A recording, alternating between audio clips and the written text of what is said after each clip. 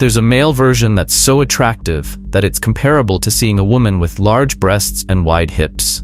This version causes the same impact of desire and activates primitive triggers in the female brain. Get in the flow with me. Most men spend their entire lives trying to be seen, but they remain invisible in the moments that truly matter. They buy new clothes, invest in gym memberships, smother themselves in creams, Instagram angles, style courses, and yet, when they enter a room, they provoke absolutely nothing. No pause, no change in temperature, no emotional response. Meanwhile, another man, often older, simpler, even less handsome, steps into the same room and, like a silent magnetic field, provokes something almost instinctive. People look.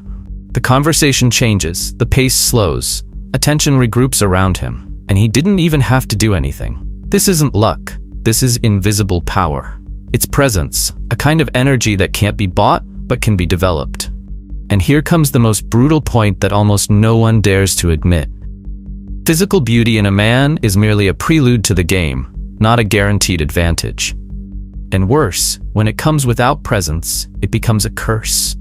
A man who's too handsome but doesn't exude inner strength is quickly perceived as artificial, vain, and insecure. Like a luxury car driven by someone who doesn't even know the way. The modern woman, even if she doesn't verbalize it, has developed a sophisticated filter against the superficial. She's tired of the handsome man who can't hold the tension. The muscular man who talks too much, the stylish man who crumbles at the slightest sign of resistance. Because what she seeks isn't just attractive to the eye, it's attractive to the instinct. And the feminine instinct, since tribal times, has been shaped to detect not only strength, but emotional direction. You've seen this scene before. A woman gets involved with a man everyone around her considers normal or even ugly, and friends ask, what did she see in him? And the answer is never in something obvious. It's in something felt. She felt observed without being invaded. She felt read without needing to explain herself. She felt an emotional firmness that allowed her to release her control. This can't be explained with a mirror. It can be explained with an energy field. Nietzsche said that happiness was the feeling that power is growing. And seduction, in this context, is a subtle power play. When a man enters a room and changes the atmosphere without raising his voice, without flaunting his ego, but simply with the quality of his presence, this man is increasing the power around him, and with that, provoking real attraction. Because female desire is directly connected to the perception of symbolic security. And security isn't brute force. Security is emotional density.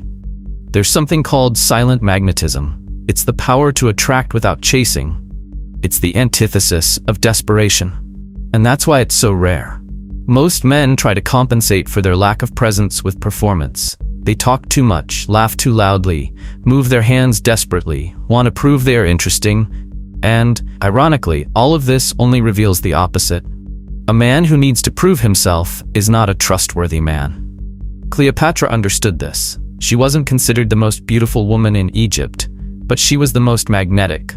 She didn't invade. She waited.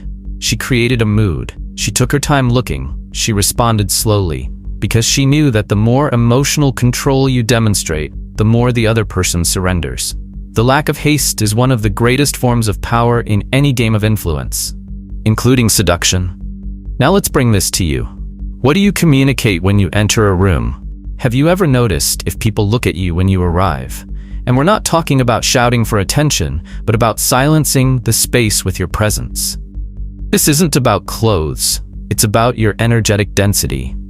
The way you walk, the height of your chin, the intentional slowness of your gaze, the steadiness of your silence. A man at peace with his own center moves on a different frequency. He doesn't need to compete. He already dominates. It is at this point that the distinction between beauty and value becomes clear. Beauty is aesthetic perception. Value is symbolic perception. The man who becomes a symbol of strength, of emotional control, of strategic calm is automatically perceived as desirable. Not by everyone, but by women who know what they want. Because the symbol isn't fleeting, the symbol carries weight, and a woman who knows herself wants weight. She can play with beauty, but she surrenders herself to the man who represents something. And here comes the provocation. Do you represent something, or do you simply exist? What does your presence activate in people? Insecurity, haste, lack of focus, or silence, respect, and attention? This is the new social currency of modern seducers, the invisible power that separates the interesting man from the impossible to ignore man.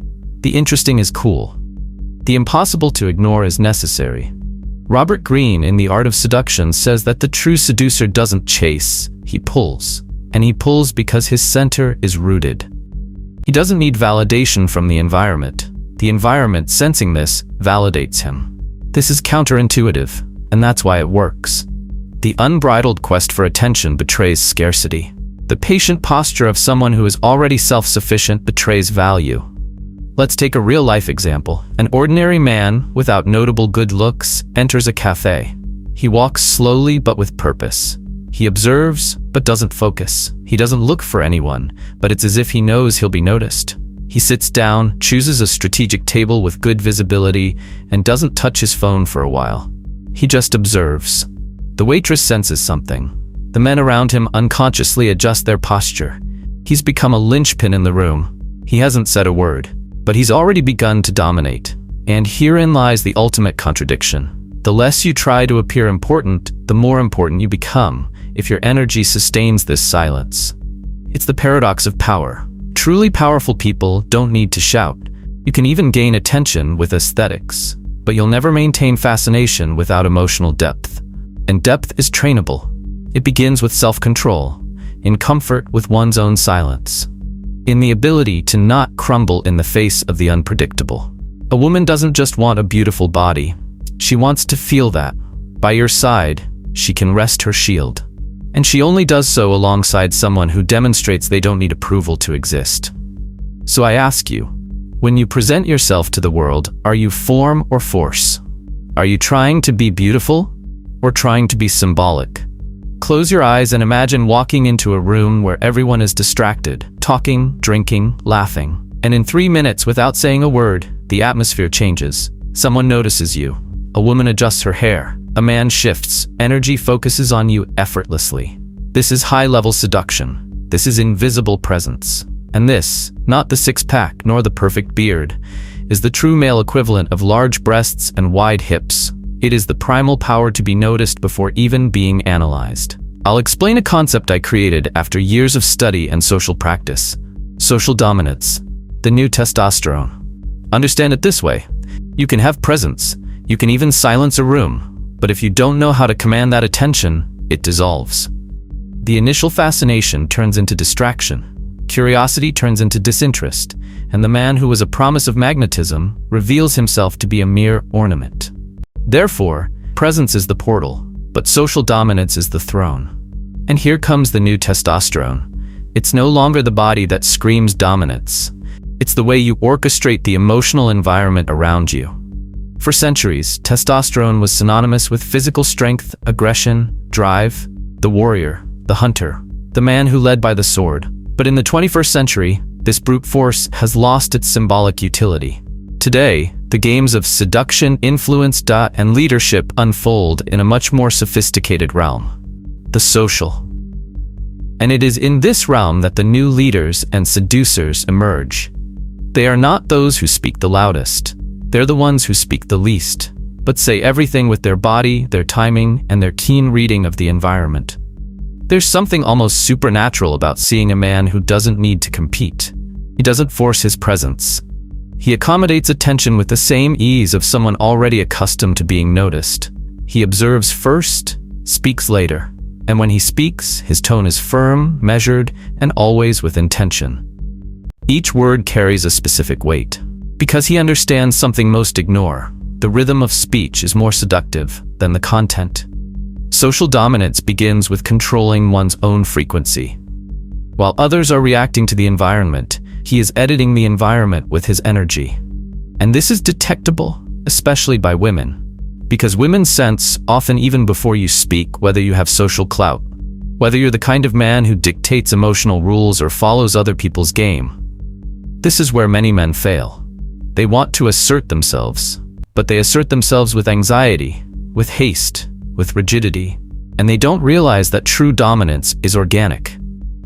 The man who dominates the social space is the one who adapts to the environment just enough to understand it, but never enough to get lost in it.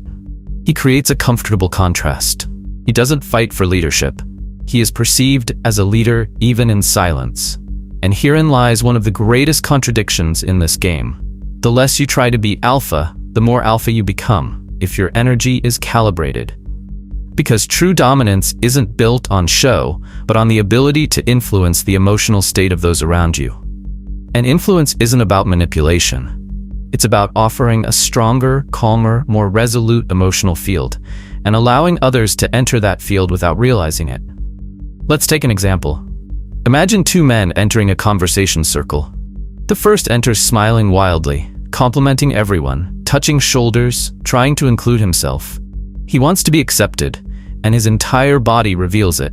The second simply approaches with a slight smile, listens to what's being said, waits for the right moment, and makes a pointed observation. The circle turns for him, the environment adapts, and he becomes the center. What changed? The latter didn't fight for space, he projected certainty, and certainty today is scarcer than beauty. Emotional certainty is the new masculinity. In a world where everyone is hyperstimulated, anxious, reacting to everything all the time, the man who dominates is the one who doesn't react. He regulates. He observes first, he feels, he calculates, and then he acts. Like a maestro who directs a room with poise and timing, not with shouting and ego. Don Draper from the series Mad Men is an archetype of this dominance. He says little, but every word has direction. He doesn't try to convince anyone. He proposes ideas with such quiet conviction that others want to believe them. And it's not because he shouts, it's because he has control over himself. And this gives the impression that he can control everything. And here we come to a key idea. Women are attracted to men who have more control over their emotional environment than they do. This isn't machismo, it's psychodynamics. Feminine desire, especially the desire to surrender, responds to the feeling that a man can lead. Not by dominating through imposition, but by energetic competence. And this brings us to another critical point. Social dominance is much more about emotional intelligence than extroverted charisma. Charisma tires. Dominance sustains. Charisma can be learned. But dominance comes from a deeper place, from the integration of your body language, your silence, your assertiveness, and your self-confidence. All of this creates a congruence that makes it difficult to question. You know this type of man. When he speaks, others stop. Not out of fear, but out of respect. Because he doesn't speak for the sake of speaking. He doesn't react to defend himself. He doesn't engage in unnecessary debates. He spouts short sentences that reorganize the space. And when attacked, he doesn't retaliate with violence, but with elegant irony, or a silence that's more embarrassing than any argument. This is the man who, in the realm of seduction, doesn't need to prove his worth. Because his entire body already demonstrates that he's in control of his own narrative. And this makes any woman realize that by getting involved with him, she's entering a territory where there's direction, where there are more stable emotional rules, where there's less chaos. This is attractive. This is irresistible. Now notice, most men talk a lot, but they don't sustain tension. They interrupt too much, they justify too much, they laugh too much, they tell too many stories, all of this to fill the inner void. But the man who has mastery uses silence as a sword. He understands that the space between words is where desire is built. Remember when we said that presence is the new male equivalent of female physical attributes? Well, dominance is the next stage. Because being noticed isn't enough. You need to reconfigure the field around you. You need to have weight. And weight doesn't come from shouting. It comes from the center. It comes from the density of your calm. And here's a strategic key. The man who dominates the environment also dominates the ritualization of his own body. He moves with precision, he gestures economically, he sits with postural awareness. Everything about him communicates that he is grounded. And this directly impacts the unconscious perception of those who observe him. A woman notices all of this. Even if she doesn't say it, even if she can't name it, her brain reacts to the coherence between posture and behavior. She perceives the contrast between a man who strives to be interesting and a man who is already interesting because he is focused on what really matters. Robert Greene speaks to this when he says that true seducers create an emotional universe around them, and others want to inhabit that universe. And it's not because they're the smartest, it's because they're the most centered. They are the fixed point in a world spinning in chaos. You can become that fixed point, but you need to understand, dominance isn't faked. It's earned in practice, in constantly reading the environment, in practicing your listening skills, in cutting your speech short, in controlling your reactivity, and above all, in your ability to not need validation to act. A man who knows what he's doing doesn't ask the environment for emotional permission. He steps in and does it. But he does it with class, with timing, with subtlety. And because of that, he's followed. Whether in a group of friends, at a meeting, or in an intimate moment with a woman, he leads with ease, but with authority. And perhaps now you're beginning to realize the new form of testosterone isn't in the muscles. It's in the energy that says, I take care of myself, and I can lead this space with confidence. This is dominance. This is the new male sex appeal. And this is what every emotionally mature woman is looking for. I'll explain another extremely powerful concept: the self-narrative, the masculine signal of social fertility. You can have presence, you can dominate the environment, but you'll still be just another supporting character if you don't have something bigger behind you, a cause, a path, an ongoing story. Because true male allure lies not only in the energy you project in the now, but in the deep sense that you're going somewhere and won't stop for anyone. And this is where the most powerful equivalent of female sexual attributes resides: the self-narrative. Large breasts and wide hips signal fertility. They're saying, reproduce me, my body is ready. A man's narrative, clear, firm, in motion, communicates something even more valuable. Follow me, I'm building something. And this invitation, even silent, is irresistible to a woman who seeks not just momentary pleasure, but an experience that elevates her own life story. The self-narrative is the symbolic version of male fertility. She says, I am fertile ground for ideas, projects, vision, and legacy.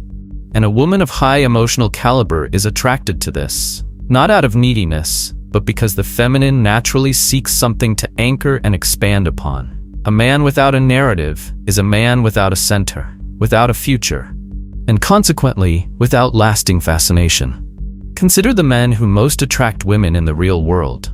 Not all are handsome, young, or exuberant, but they all have something in common. They are protagonists of a story they write themselves.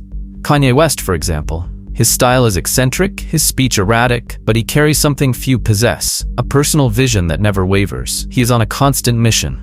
And that's why, even in his breakdowns, he attracts. Rick Rubin is another example. A man who could go unnoticed anywhere, scraggly beard, simple clothes, ordinary appearance. But he carries an almost mystical presence. Why? Because he represents an entire creative universe. He has a philosophy, a field all his own. People, especially women, don't notice it. They feel like they're entering a world of their own when they approach it. This is symbolic fertility. It's not about having children, but about creating reality. The self-narrative works like a gravitational field. You don't need to explain it. It's felt. It's in the way you talk about your goals, in the kind of books you read, in the decisions you make without needing to justify it. It's in your ability to say no to empty invitations because you're too busy living your mission. And mission doesn't mean being an entrepreneur or running an NGO. Mission is clarity. It's knowing who you are, what you won't negotiate, and what you're building. And herein lies one of the most fascinating contradictions of male seduction. The more focused you are on something greater than seduction itself, the more seductive you become. Because men who live to seduce lose power. They are perceived as empty, anxious, dependent on female validation. Men who effortlessly seduce by virtue of what they are creating activate another type of desire, that of admiration. And this is where everything connects. The man with presence commands attention. The man with dominance rearranges the environment. But the man with narrative leads. He becomes inevitable. Because now he is more than an interesting figure. He is a destination. He offers a movement that does not depend on the woman but invites her to participate. And the feminine responds with intensity when she feels she is joining a larger construct.